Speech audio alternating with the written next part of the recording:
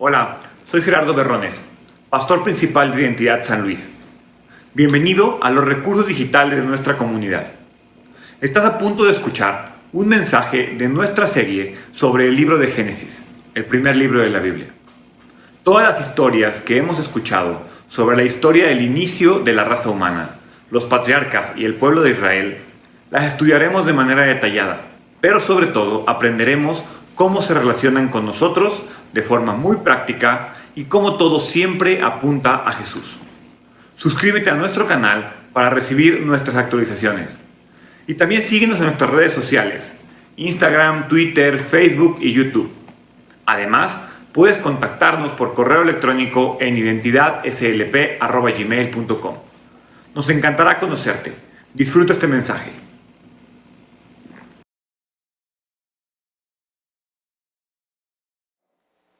En lo particular estamos llegando a, yo creo que es mi parte favorita de Génesis. Les dije desde el principio que Génesis es uno de mis libros favoritos de la Biblia.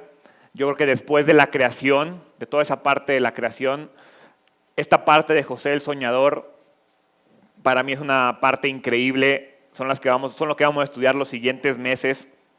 A José el Soñador, ya vamos en Génesis capítulo 37.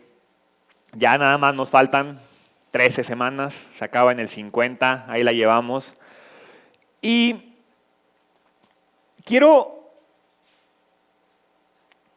que preguntemos, o más bien quiero que tratemos de entender algo, porque a veces leemos esto en la Biblia y Dios nos da respuestas a través de la Biblia que tú y yo no terminamos de entender para nuestras vidas. O vemos, mira, es que a José le pasó, mira, es que a Jacob le pasó, pero a mí no me pasa eso.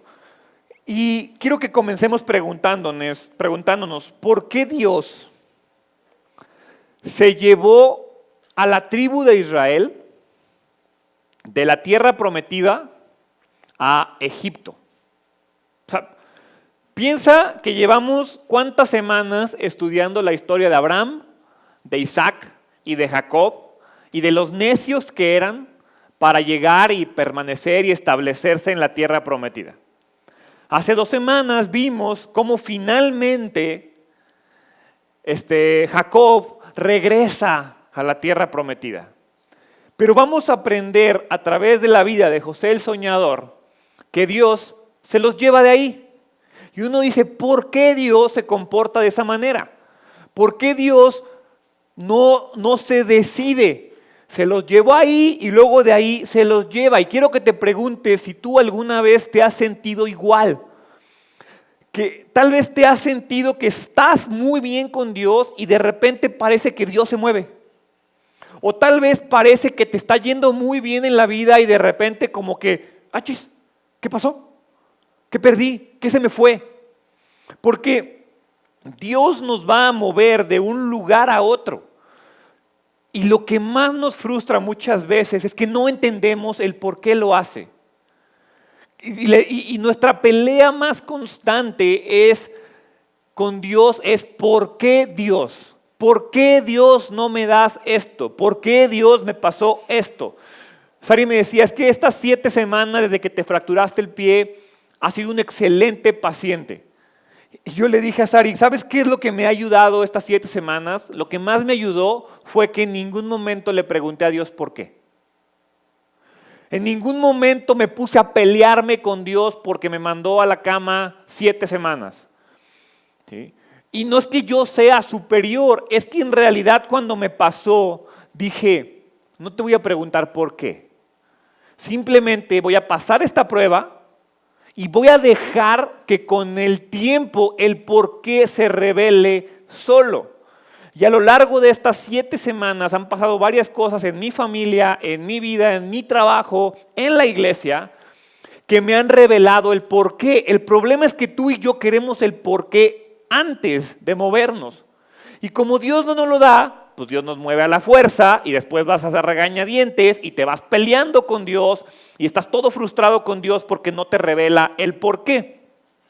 Sin embargo, quiero que recordemos un poco la historia. Vayan a Génesis capítulo 15, cuando Abraham, ni siquiera Abraham, Cuando Abraham recibió un mensaje de Dios. Dice Génesis 15, versículos del 12 al 16. Al ponerse el sol, Abraham se durmió profundamente y descendió sobre él una oscuridad aterradora. Después el Señor dijo a Abraham: ten por seguro que tus descendientes serán extranjeros en una tierra ajena, donde los oprimirán como esclavos durante 400 años. Pero yo castigaré a la nación que los esclavice y al final saldrán con muchas riquezas. En cuanto a ti, morirás en paz y serás enterrado en buena vejez. Cuando hayan pasado 4 generaciones, tus descendientes regresarán aquí a esta tierra, porque los pecados de los amorreos no ameritan aún su destrucción. 4 generaciones. Abraham, Isaac, Jacob, José. Cuando muere José es cuando comienza todo el tema de Moisés y el éxodo y el regreso a la tierra prometida. Entonces, lo único que está pasando en la Biblia es que se está cumpliendo el plan divino. Y quiero que tú analices todo lo que dice este pasaje, porque habla de muchas cosas que a veces no nos damos cuenta. Dice: yo los llevaré a Egipto, allá los van a esclavizar, luego voy a castigar al que los esclavice. O sea, es como Dios jugándole al: te van a hacer el mal y después voy a castigar al que te hizo el mal, pero yo te voy a llevar para allá y luego te voy a traer de regreso. Entonces decimos: no, Dios, ¿por qué eres así? Y tal vez podemos preguntar: ¿por qué eres así? Porque aquí estamos leyendo el plan de Dios. Y vemos: sí, pues Dios hizo esto y después esto y va a hacer esto, y lo dice después. Obviamente la adelantamos a Génesis 50 y decimos: mira, así se cumplió el plan de Dios. El problema es que con nosotros Dios no nos revela el plan. Y Dios no nos da un párrafo donde dice: mira, Gerardo, te voy a hacer que hagas una iglesia. Y después que pongas la iglesia, dentro de 3 generaciones, la iglesia... No lo va a hacer de esa manera. ¿Por qué? ¿Por qué se les ocurre? Porque lo más probable es que el plan que me dé no me va a gustar. Porque lo que Dios te diga no te va a gustar. Porque siempre creemos que tenemos más razón que Dios. Lo que más me llama la atención de este pasaje es que Dios le dice: mira, sí, yo te mandé a la tierra prometida y quiero que sepas que está la tierra prometida ahí y quiero que conozcas la promesa ahí. Pero esa promesa de la tierra prometida todavía no te la puedo dar. Algo como lo que nos pasa a nosotros. Dios nos promete muchas cosas, principalmente la vida eterna y la salvación. Pero nos dice: todavía no te la puedo dar, Todavía tienes mucho trabajo por hacer. Todavía te tienes que perfeccionar a ti mismo. 4 generaciones le iba a tomar a la tribu de Israel llegar y todavía no lo logran. Se tienen que aventar todavía 40 años más en el desierto por su falta de fe. Entonces, lo que más me llama la atención es que dice: los pecados de los amorreos no ameritan aún su destrucción. ¿Quiénes son los amorreos? Es el pueblo que vive en la tierra prometida. Entonces Dios no es como que pues te prometí esta tierra y déjame mato a todos los amorreos, los destruyo y te entrego la tierra. Sí lo voy a hacer y yo te voy a prometer esa tierra. Te la prometo, pero te la voy a entregar cuando la tierra esté lista. En la tierra de Canaán vivía en este pueblo y Dios no iba a llegar y simplemente destruirlos, ¿sí? Al hacer esta promesa y al permitir este tiempo, se cumplen 2 objetivos primordiales en cualquier promesa divina para el pueblo de Israel y para nosotros. La tierra de Canaán estaba siendo preparada para que Israel la tomara. La tierra de Canaán todavía no estaba lista. Y el pueblo de Israel tampoco. Siempre que alguien me dice: Gerardo, es que ¿por qué Dios no me manda a mi pareja? Yo le digo: es que igual y ya está lista tu pareja, el que no está listo eres tú. Y Dios no te va a entregar a tu pareja hasta que tú estés listo para recibir a tu pareja. Y luego todavía te la dan y te peleas con ella. Entonces, Cuando Dios prepara y Dios promete algo, les decía hace un momento, Dios es extravagante. No te va a dar vino rancio, te va a dar el mejor vino. Y el mejor vino requiere tiempo. Y no te lo va a dar hasta que tú estés listo para disfrutarlo. Si no, te daría el rancio. Ahí está la diferencia y eso es lo que está pasando con el pueblo de Israel y eso es lo que va a pasar con Jacob. Porque tanto la bendición como el receptor de la bendición deben ser preparados y trabajados por Dios. La historia de José es un clásico ejemplo de la providencia de Dios, de cómo Dios respalda al que se entrega a Él, de cómo Dios respalda al que confía en Él. José, al igual que Isaac y al igual que Jacob, es presentado como un miembro distinguido de Génesis. ¿Cómo lo sabemos? Porque cuando comienza su historia, comienza el capítulo Génesis 37 diciendo que aquí vienen las generaciones de Jacob, ¿sí? Y comienza a hablar acerca de ellos. Entonces, al final, ¿por qué te habla de José y por qué José en lugar de los otros 11? No lo sé. Lo que sí sé es que vemos representada la soberanía y el tema de la elección divina y la gracia de Dios en la persona de José. El propósito de Dios se cumple y se va a cumplir en la vida de José, porque para un creyente, ojo, y subrayo eso, para un creyente, el plan divino se va a cumplir a pesar de nuestros errores y a pesar de mi maldad. Pero subrayo, para un creyente. Si no eres creyente, las cosas cambian. Pero Dios tiene un plan para tu vida una vez que tú le entregas tu vida de corazón.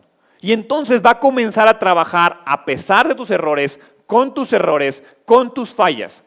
Pero el propósito se va a cumplir para un creyente. ¿Ok? Entonces, la historia de José es sorprendente y la verdad es que es considerado el personaje más interesante y más dramático de todo el libro de Génesis y para muchos de la Biblia. O sea, por algo hay una obra de teatro en Broadway que se llama José el Soñador. Porque su historia es de drama y abandono y esclavitud y romance y cosas medio raras que pasan ahí. Entonces, quiero que mediante el estudio que vamos a hacer estas semanas de José nos enfoquemos en un detalle en particular. Y que todo el tiempo estemos con ese detalle en lo particular. ¿Cuál es la relación que existe entre José y Jesucristo? Hay muchísimas relaciones entre José y Jesús. El día de hoy vamos a ver algunas de ellas, pero constantemente durante todo el estudio que tengamos acerca de la vida de José, quiero que veamos a Jesús en la vida de José. Entonces, José fue enviado por Dios a Egipto para salvar a la simiente escogida. Pero el proceso de cómo llegó a Egipto no fue bastante divertido. Génesis 37, del 1 al 4 dice: Entonces Jacob volvió a establecerse en la tierra de Canaán, donde su padre había vivido como extranjero. Este es el relato de Jacob y su familia. Ahí está, es lo que le decía, estas son las generaciones de Jacob y su familia. Cuando José tenía 17 años de edad, a menudo cuidaba de los rebaños de su padre. Trabajaba para sus medios hermanos, los hijos de Bilha y Silpa, dos de las esposas de su padre, así que les contaba a su padre acerca de las fechorías que hacían sus hermanos. Jacob amaba a José más que a otros hijos porque le había nacido en su vejez. Por eso un día Jacob mandó a hacer un regalo especial para José, una hermosa túnica. Pero sus hermanos lo odiaban porque su padre lo amaba más que a ellos. No dirigían ni una sola palabra amable hacia José. Génesis retoma el hilo de la narración que dejamos en Génesis 35. La semana pasada hablamos de Génesis 36 y toda la genealogía de Esaú, pero aquí se retoma la historia que se quedó pendiente en Génesis 35. Como les digo, comienza con esta frase que dice: este es el relato de Jacob y su familia. Ya para este entonces ya vimos, este es el relato de la creación, este es el relato de Adán, este es el relato de Abraham. Hay 10 relatos contenidos dentro de Génesis. Y entonces, a pesar de que José es el personaje que mayor presencia va a tener en el relato, no se nos puede olvidar que Jacob sigue siendo el personaje principal. Jacob, la tribu de Israel, sigue siendo el personaje principal. Y entonces la historia nos dice que José tiene 17 años, es un adolescente y que es siervo de sus hermanos. José le servía a Dan y a Neftalí, que eran los hijos de Bilha, y le servía a Dan y a Aser, que eran los hijos de Silpa. Entonces, José es descrito como un chismoso. Si te fijaste lo que leímos ahí, dice que iba y le contaba a sus papás las cosas malas que hacían sus hermanos. Y cuando uno lee esto, dice, ese José el soñador era un chismosillo cualquiera y se la pasa ahí echando de cabeza a sus hermanos. Si alguien de ustedes es el hermano menor, probablemente le habrá tocado experimentar esa situación donde tú eres el espía de los papás. Y entonces, lo primero que yo preguntaría es si esto que hace Jacob es correcto o no es correcto. Perdón, esto que hace José es correcto o no es correcto. La verdad es que sí es correcto, porque su principal responsabilidad no es hacia sus hermanos. Su principal responsabilidad es hacia Jacob. De la misma manera que para nosotros nuestra mayor responsabilidad es hacia Dios. A veces tú y yo sacamos actitudes de personas en nuestra vida o en nosotros mismos por quedar bien, por aparentar algo que no somos. Fingimos hacer cosas que probablemente sabemos que están mal y que no están de acuerdo a lo que nosotros sabemos y a nuestros valores, y aún así los hacemos por quedar bien. José no era así.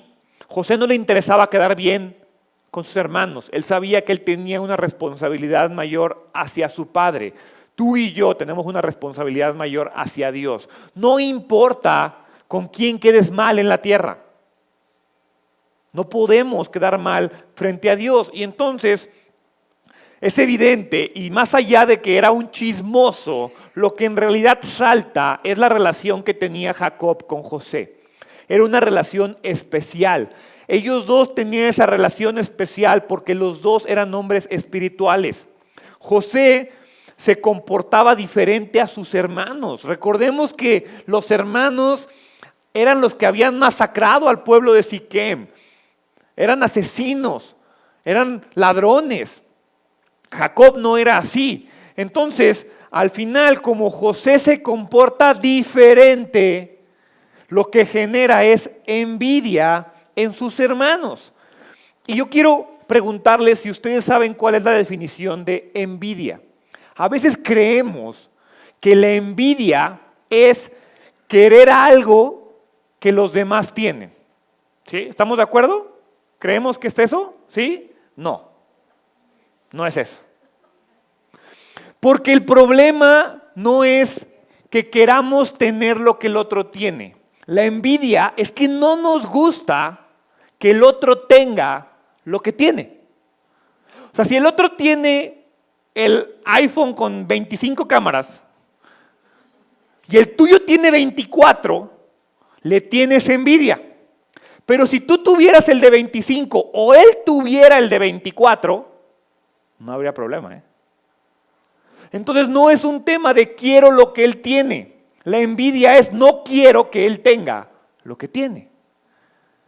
Esa es la envidia. Y entonces los hermanos tenían, porque ¿qué tenía José? Piensa, José era su empleado y le tenían envidia.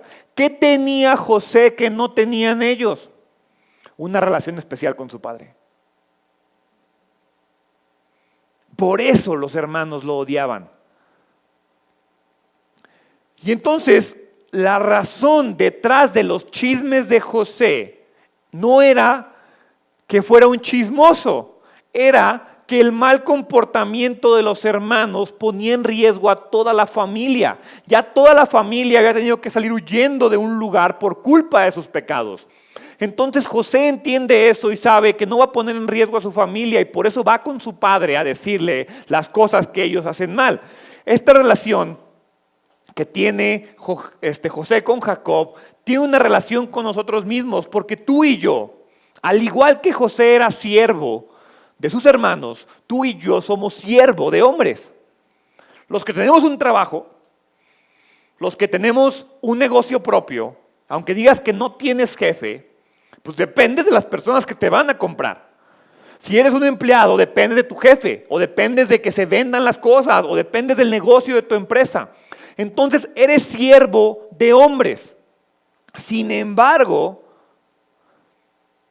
la responsabilidad humana que te da la autoridad humana, ¿sí?, no puede nunca sobrepasar nuestra responsabilidad divina, porque mi padre, así como José era siervo de sus hermanos, pero su padre era Jacob y su responsabilidad con Jacob era más grande, de la misma manera nosotros no podemos sacrificar nuestra responsabilidad hacia Dios por mi responsabilidad hacia un hombre.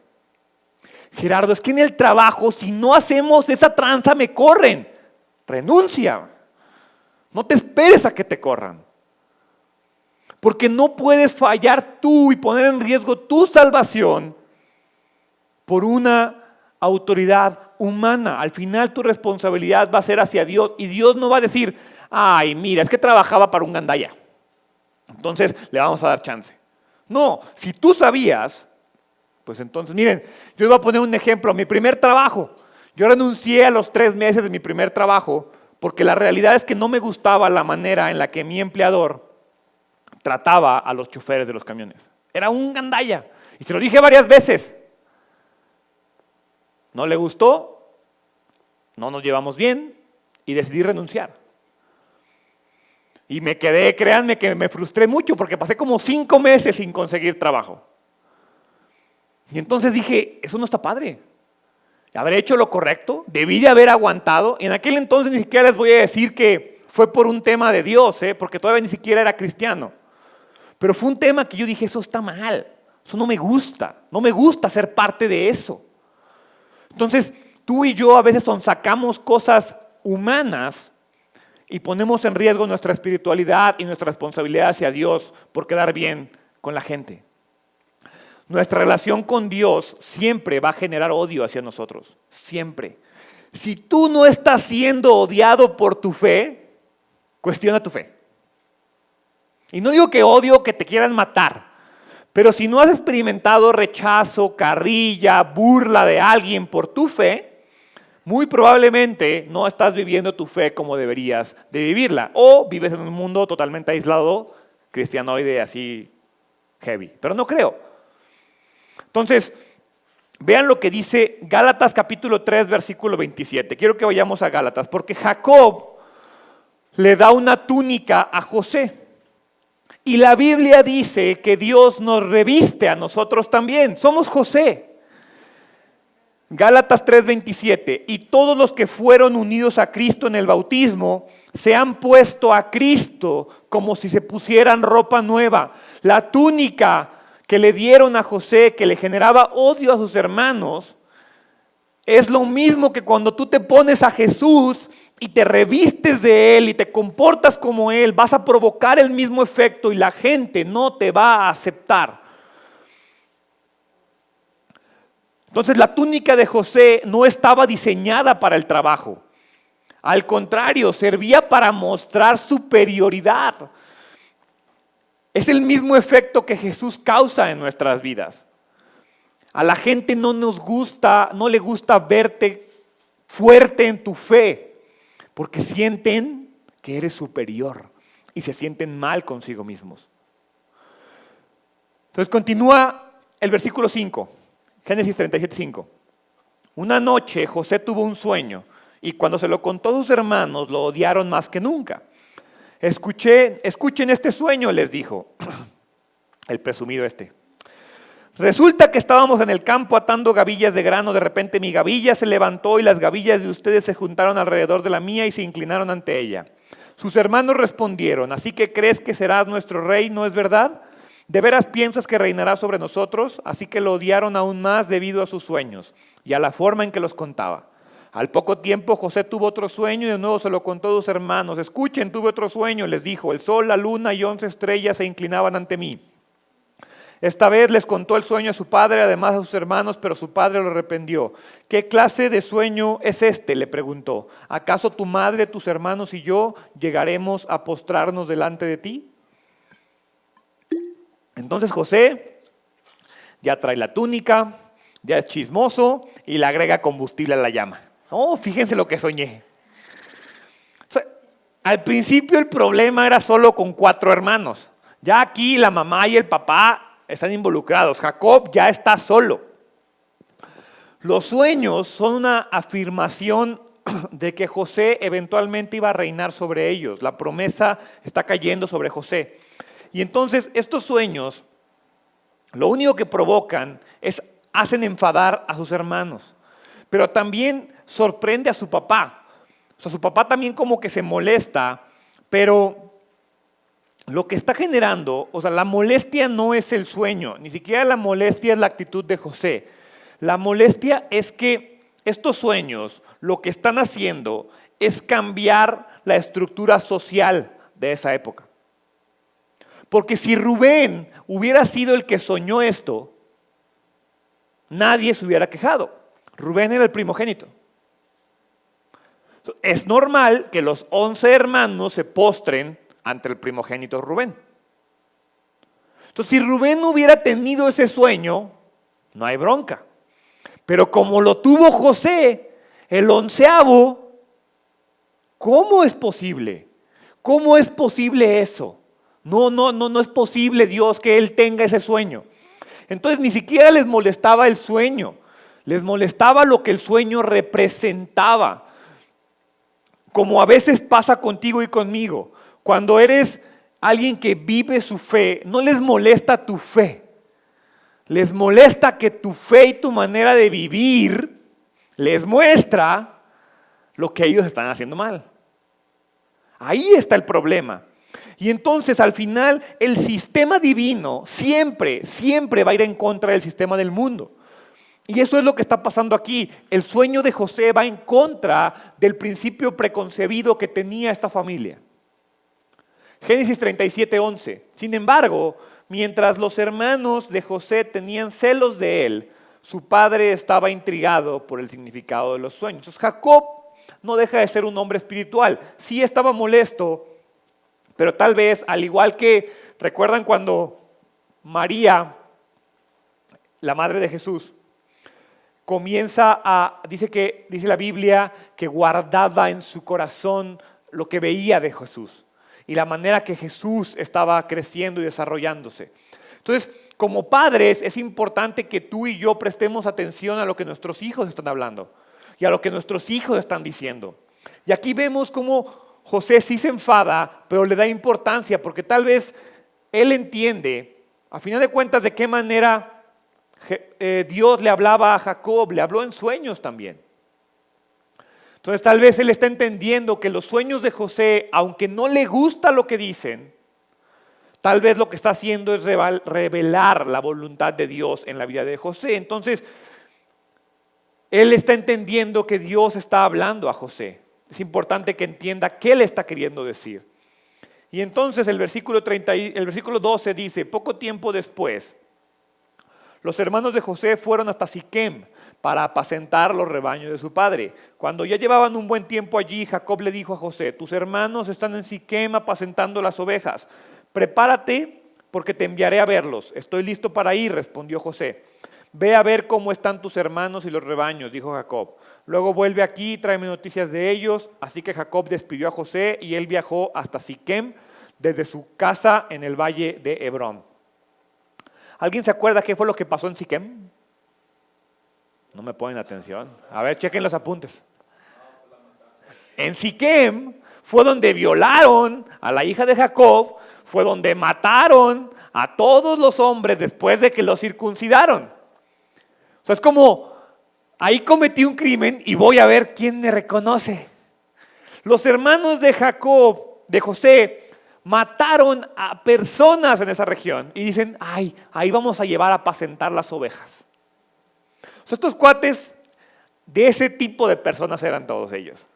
José viajó de Hebrón a Siquem 80 kilómetros.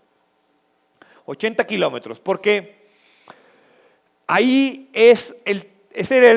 la región donde vivían, a Siquem estaba a 80 kilómetros. Entonces, lo que causa que José tenga que ir a ese lugar no era que José quisiera ir, es que su padre lo mandó. Su padre lo mandó a donde los hombres pecaron. ¿Ven la relación que existe con Jesús? Dios mandó a Jesús a morir por los pecados de los hombres. José está mandando a buscar a sus hermanos perdidos en el lugar donde pecaron. No se trae a los hermanos, busca y manda a su hijo amado a buscar a sus hermanos ahí. Entonces él está intranquilo porque sabe que ese lugar no le conviene a sus hijos. De la misma manera que Dios está intranquilo porque sabe que este lugar no nos conviene a nosotros y por eso nos envía a Jesús. Y entonces José deja la comodidad de la casa de su padre y sin cuestionar, porque él también sabe lo que pasó en Siquem, va y se ocupa de los asuntos de su hermano y de los asuntos de su padre. Y entonces al final, ¿qué va a pasar ahí? Pues cosas malas le van a pasar a José de la misma manera que le pasaron a Jesús. Génesis 37, 15 y 17. Cuando José llegó a Siquem, un hombre de esa zona lo encontró dando vueltas por el campo. ¿Qué buscas?, le preguntó. Busco a mis hermanos. Contestó José. ¿Sabe usted dónde están? Están apacentando sus rebaños. Sí, le dijo el hombre. Se han ido de aquí, pero les oí decir, vayamos a Dotán. Entonces José siguió a sus hermanos hasta Dotán y allí los encontró. Entonces, como les dije, 80 kilómetros a Siquem, no los encontró. Alguien le ayuda a buscarlos y lo mandan a Dotán. Dotán está 21 kilómetros más adelante. Jacob sigue avanzando, obediente, a pesar del peligro, a pesar del odio de sus hermanos hacia él sigue buscando. Quiero que te preguntes a ti, ¿qué te detiene? ¿Qué te detiene a ti a seguir adelante en obediencia? Porque a veces es el odio de alguien o es el qué dirán de alguien el que te detiene a seguir viviendo con fe. Es el que te detiene a seguir viviendo de una manera obediente. Ay, no, es que, ¿qué van a decir? No, es que no los encuentro. No, es que no sé qué quiere Dios. Mejor me regreso con Él. Mejor a ver qué. Y Dios te dice, yo no te quiero ahorita aquí. Quiero que vayas allá a trabajar, a hacer la labor que yo te encomendé. José así lo hizo, 80 kilómetros a Siquem, 21 kilómetros a Dotán y va en busca de sus hermanos obedientes sin cuestionar. Versículo 18, cuando los hermanos de José lo vieron acercarse, lo reconocieron desde lejos. Mientras llegaba, tramaron un plan para matarlo. Aquí viene el soñador, dijeron. Vamos, matémoslo y tirémoslo en una de esas cisternas. Podemos decirle a nuestro padre, un animal salvaje se lo comió. Entonces veremos en qué quedan sus sueños. Pero cuando Rubén oyó el plan, trató de salvar a José. No lo matemos, dijo. ¿Para qué derramar sangre? Solo tirémoslo en la cisterna vacía, aquí en el desierto. Entonces morirá sin que le pongamos una mano encima. Rubén tenía pensado rescatar a José y devolverlo a su padre. Entonces, cuando llegó José, sus hermanos le quitaron la hermosa túnica que llevaba puesta. Después lo agarraron y lo tiraron en la cisterna. Resulta que la cisterna estaba vacía, no tenía nada de agua adentro. Entonces, ¿ven cómo la maldad está en el corazón de los hermanos? Lo ven venir y dicen, hay que matarlo, hay que eliminarlo, ahí viene el soñador, ahí viene el chismoso. Y entonces lo primero que hacen es matarlo. Y lo primero que piensan es matarlo y ver cómo cubren ese pecado con una mentira. Rubén, el primogénito, el hermano mayor, sugiere otra idea. Rubén es el que fue el culpable de incesto. Si se acuerdan también en el capítulo 35, Rubén fue el que deshonró a la sierva Silpa. Y entonces, a pesar de eso, sigue siendo el primogénito. Él tiene la autoridad. Y no hay razón, no sabemos, no te dice la Biblia por qué quería salvarle la vida a José.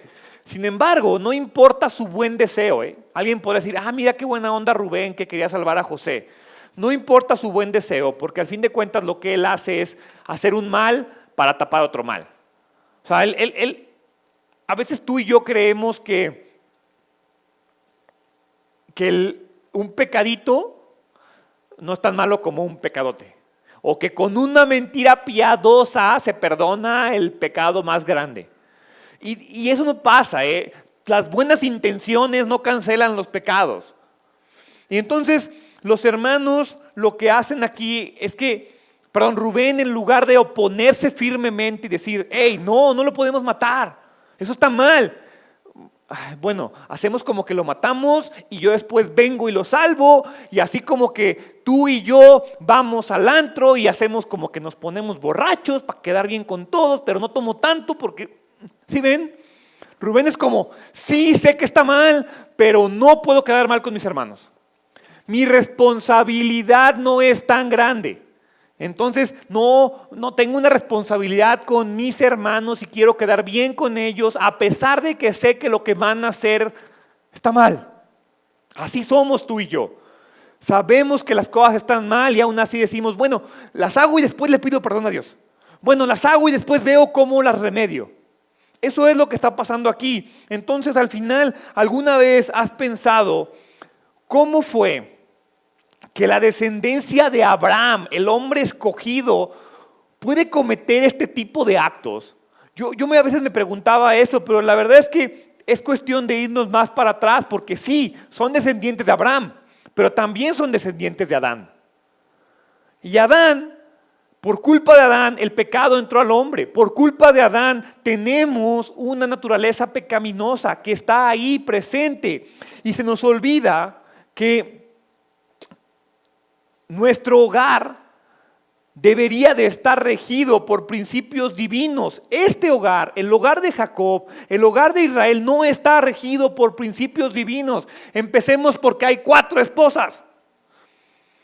O sea, lo más importante en esta familia no es Dios. Por eso pasan tantos problemas y por eso les decía hace un momento que los hombres tenemos que asumir nuestra responsabilidad. Porque si lo más importante en tu familia no es Dios, cosas como estas van a pasar. Y entonces, continúa el versículo 25. Luego, justo cuando se sentaron a comer, levantaron la vista y vieron a la distancia una caravana de camellos que venía acercándose. Era un grupo de mercaderes ismaelitas que transportaban goma de resina, bálsamo y resinas aromáticas desde Galaad hasta Egipto.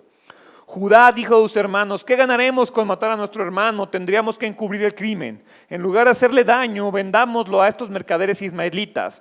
Después de todo es nuestro hermano, de nuestra misma sangre. Así que sus hermanos estuvieron de acuerdo. Entonces cuando acercaron los ismaelitas, que eran mercaderes madianitas, los hermanos de José lo sacaron de la cisterna y se lo vendieron por 20 monedas de plata. Y los mercaderes lo llevaron a Egipto. Piensa en la dureza de corazón de estos pelados. O sea, avientan al hermano a la cisterna y se sientan a comer a un lado. O sea, imagínate el hermano, ayúdenme, sáquenme, no me dejen aquí. Y estos vatos comiendo. Y a veces tú y yo así nos comportamos. Está el pecado ahí a nuestro lado y no pasa nada. Yo estoy bien, yo no hago nada malo. Yo voy a la iglesia los domingos. Y ahí estás, conviviendo en ese lugar y no haciendo nada al respecto. Entonces, pero pues ¿qué podemos esperar de estos hombres? Estos hombres eran asesinos. Y Judá ve a lo lejos llegar a los ismaelitas, también descendientes de Abraham, y dice, bueno, pues ya no vamos a matarlo, vamos a venderlo, vamos a sacar algo bueno. Y el precio pagado por él era lo normal para un muchacho esclavo entre 5 y 20 años. Y entonces José es llevado a Egipto. En aquel entonces la esclavitud era algo cotidiano, era normal tener esclavos. Lo que más me llama la atención es que los hermanos creen que se están librando de José. Sin embargo, lo que en realidad hicieron fue contribuir a que se cumplan los sueños de José. Y quiero que leas Romanos 8:28. Porque Romanos 8:28 es uno de los versículos que todo mundo te recita cuando te está yendo mal. Ya sabemos que Dios hace que todas las cosas cooperen para el bien de quienes lo aman y son llamados según el propósito que Él tiene para ellos. Todas las cosas les ayudan a bien. Y entonces te lo dicen cuando estás así en la cisterna. Y dices, ¿es neta? Como te acaban de vender y dices, ahí vas, esclavitud. Y te están diciendo que todo te ayuda a bien. Es bien complicado y no espero que José fuera brincando de alegría diciendo, este es el primer paso para convertirme en el rey de mis hermanos. No. Pero al final esta historia está en la Biblia para que tú y yo tengamos la seguridad de que a pesar del odio, a pesar de las dificultades, a pesar de las complicaciones, Dios está obrando para cumplir la promesa que te hizo.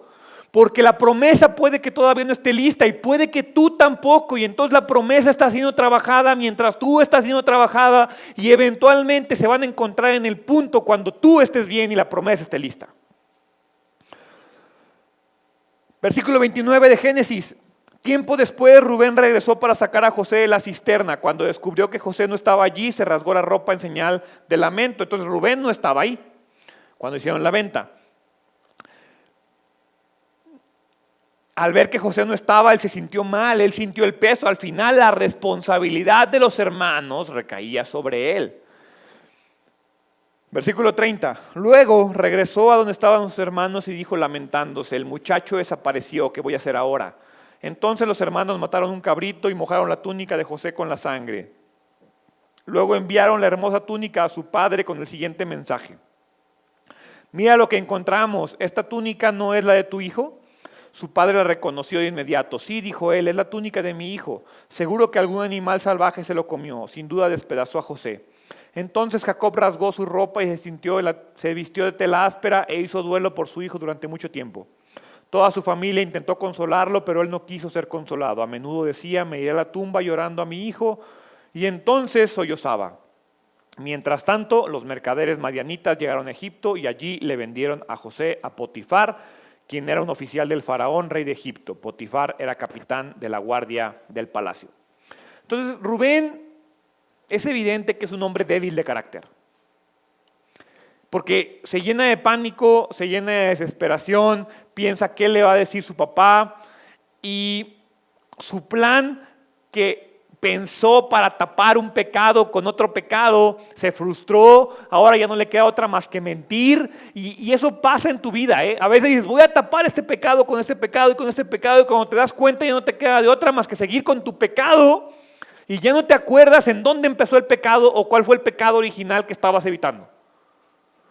Porque te la llevaste como una cadenita. Entonces Rubén dice, vamos a matarlo. No, no lo voy a matar, le voy a decir que lo metan ahí. Y después de que lo metan ahí, yo voy y lo voy a salvar. Y chin, ya no está, pues bueno, va y le miento a mi padre. Y entonces Rubén, su debilidad, su falta de carácter, porque él pudo haber dicho en un principio, hey, tranquilos con el hermano. Sí nos cae bien mal, sí es bien chismoso, pero no le podemos hacer nada, es hijo de nuestro padre. No lo hicieron de esta manera, no lo hizo de esta manera. Y entonces tú y yo, de la misma manera en que Rubén, avanzamos de un pecado a otro como resultado de malas decisiones. Pero en algún punto de nuestras vidas tenemos que poner un alto. Al final, esa es la gran diferencia entre remordimiento y arrepentimiento. Rubén se sentía mal con lo que estaba haciendo, pero nunca lo corrigió. Una persona que tiene remordimiento es, sé que lo que estoy haciendo está mal, pero le sigo. Una persona que tiene arrepentimiento es, sé que lo que estoy haciendo está mal e intento no volver a cometerlo. Y si fallo, veo qué me llevó a fallar y me levanto y lo trato de corregir. Y entonces en algún punto hay que hacer ese alto. Rubén no lo hizo. Jacob vuelve a ser engañado.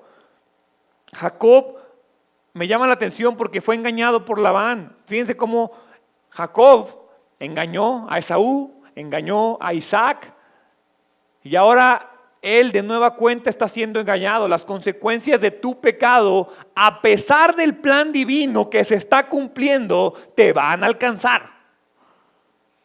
No porque estés y tengas una promesa como creyente, pecas, no vas a sufrir las consecuencias.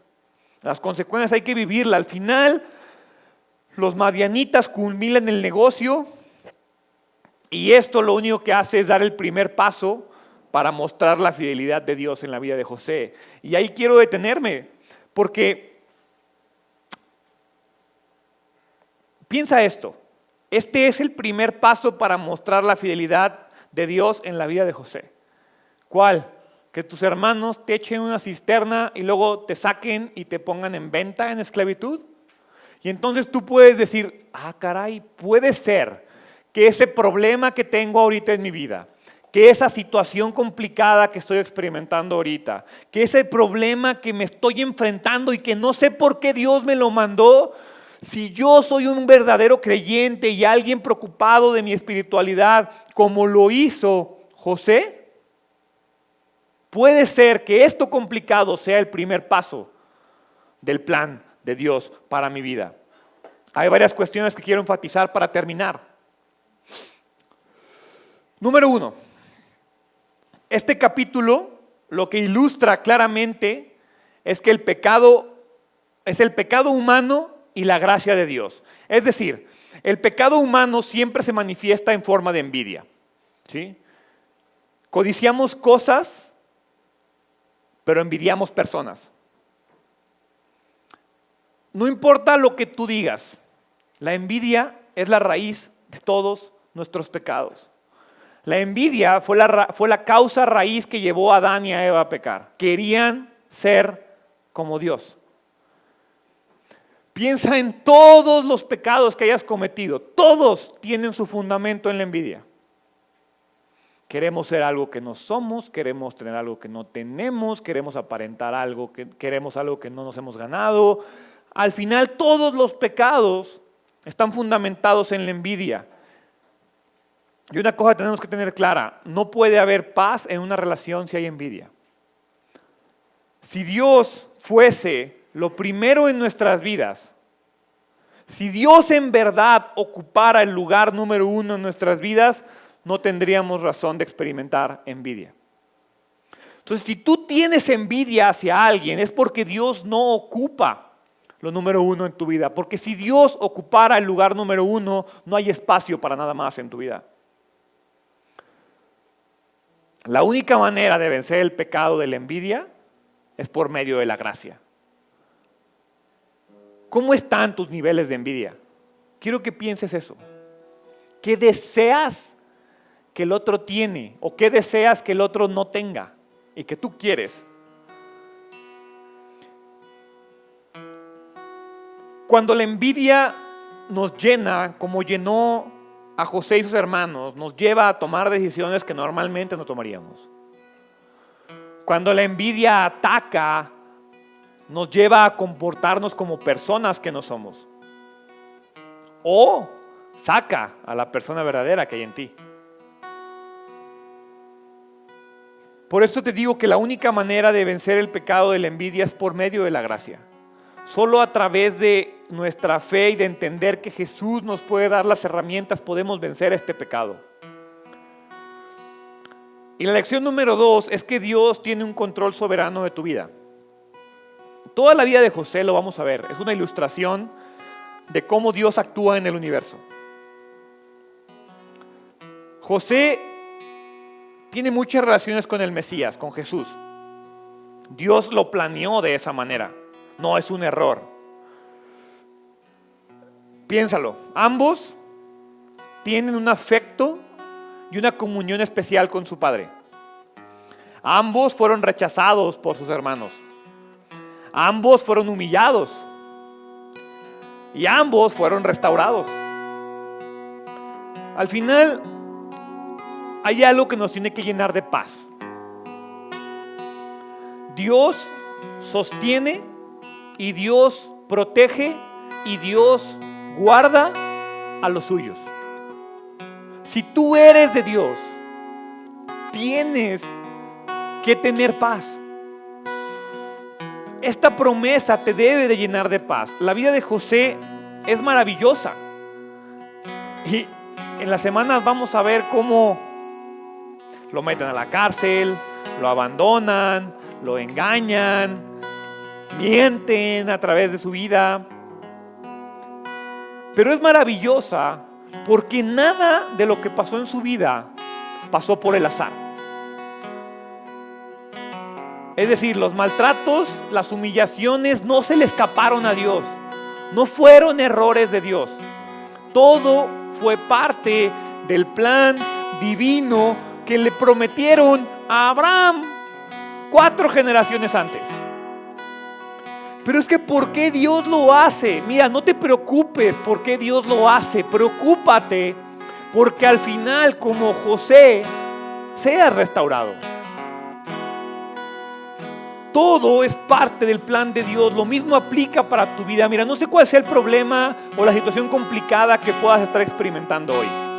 Rechazo, abandono, infidelidad, adicciones, enfermedades, odios, rencores. No sé cuál sea tu bronca. Lo que sí te puedo asegurar es que si tú pones tu fe en Dios, si tú eres un verdadero creyente y vives tu fe de la manera en la que José vamos a ver que la vive, no te preocupes. Al final recibirás la promesa. Al final estás siendo preparado para recibir la más grande promesa que Dios tiene para la humanidad. Ahora, si no eres creyente, si no tienes fe, pues entonces tienes de dos. O te conviertes en Rubén, o te conviertes en José. Y entonces, ¿quién quiere ser? Rubén, el que humanamente tenía autoridad, pero era terrible en su toma de decisiones. O José, el soñador, que decidió confiar en un sueño, que decidió confiar en una promesa, que decidió vivir en obediencia. Y al final recibió la bendición, al final recibió la restauración, al final fue puesto en un lugar de honor.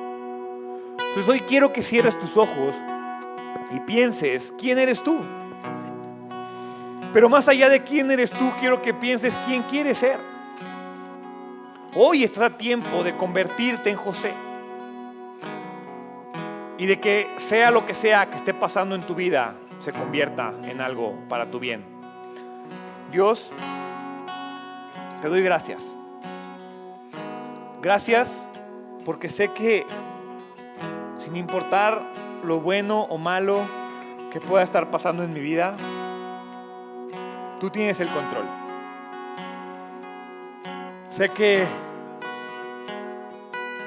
he tomado malas decisiones y sé que debo de arrepentirme y de entregarme a ti de nueva cuenta, Padre. El día de hoy me quiero entregar y el día de hoy quiero confiar. El día de hoy quiero ser un soñador.